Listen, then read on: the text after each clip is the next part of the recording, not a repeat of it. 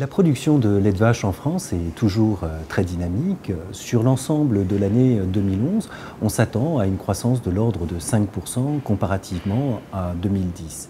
Après un été exceptionnel, la progression de la collecte s'est un peu ralentie à l'automne.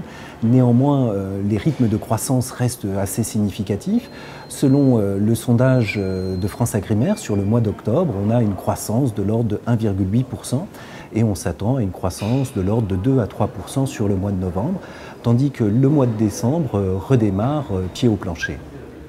En ce qui concerne les coûts de production en France, on est plutôt sur une tendance à la stabilisation quand on prend en considération l'ensemble des postes de charge.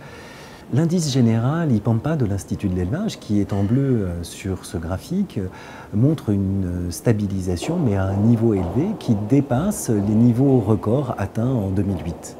Cette stabilisation globale des coûts recouvre des évolutions disparates selon les postes de charge.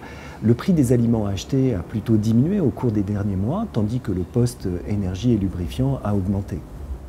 Concernant le prix du lait de vache en France, une croissance de 7 à 8% est attendue sur l'ensemble de l'année 2011, comparativement à 2010.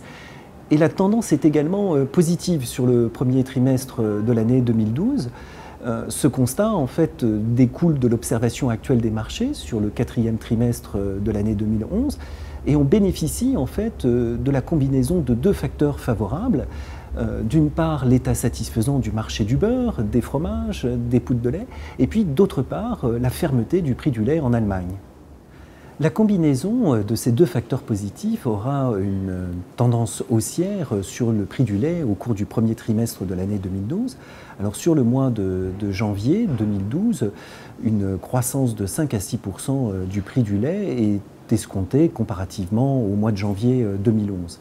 Pour les mois de février et de mars, il est plus difficile d'établir une fourchette précise, mais globalement, on s'attend à avoir des progressions du même ordre.